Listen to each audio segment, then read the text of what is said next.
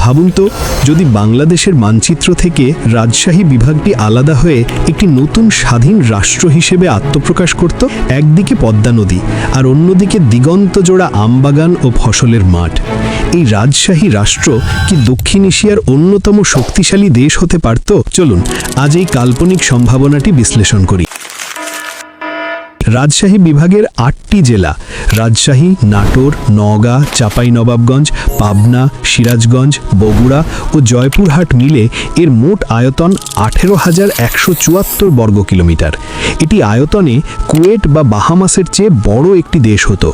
এর পশ্চিমে ভারত এবং বাকি 3 দিকে বাংলাদেশ। 2022 সালের জনশুমারি অনুযায়ী এই বিভাগের মোট জনসংখ্যা ছিল প্রায় 2,03,00,000-এরও বেশি। 2026 সালের জনসংখ্যা এই সংখ্যাকে ছাড়িয়ে গেছে। এই দেশ হতো দক্ষিণ এশিয়ার জনবহুল এবং পরিশ্রমী একটি রাষ্ট্র। এটিকে বলা হতো দক্ষিণ এশিয়ার শস্য ভাণ্ডার। ধান, আলু বছরে 37 লাখ টনেরও বেশি উৎপাদন সম্ভাবনা আছে এবং সবজিতে এটি নিজের প্রয়োজন মেটাতে পারত এবং উল্লেখযোগ্য পরিমাণ রপ্তানি করে আয় করত। এই দেশের অর্থনীতির গুরুত্বপূর্ণ চালিকা শক্তি হতো আম।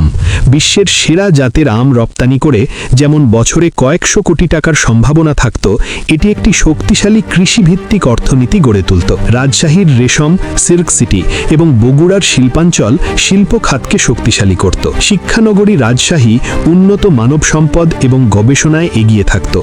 নদী শাসন এবং পানির অধিকার নিয়ে ভারতের সাথে কূটনৈতিক চ্যালেঞ্জ থাকত, তবে যমুনা ও পদ্মার মতো নদী বাণিজ্যে সুবিধা দিত।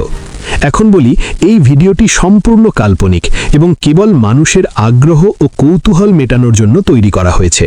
আমাদের মূল উদ্দেশ্য এই অঞ্চলের সম্ভাবনাগুলো ও এই অঞ্চলের সম্পদ কত দামি সেটা বোঝাতে একটি তাত্ত্বিক বিশ্লেষণ করা, কোনোভাবেই বিচ্ছিন্নতাবাদ বা নেতিবাচকতা ছড়ানো নয়। বাস্তবে বাংলাদেশের কোনো অংশ আলাদা হওয়া কখনোই ভালো হবে না এবং আমরা তা সমর্থনও করি না। আমরা সবাই আমাদের প্রিয় অখণ্ড বাংলাদেশকে ভালোবাসি। তাই দয়া করে বিষয়টিকে কেবল একটি বিনোদনমূলক গবেষণা হিসেবেই দেখবেন। আমরা সবাই এক, আমাদের দেশ এক, বাংলাদেশ। আপনার প্রিয় শহর কোনটি আর কোন বিভাগ নিয়ে পরের ভিডিও চান কমেন্টে জানান।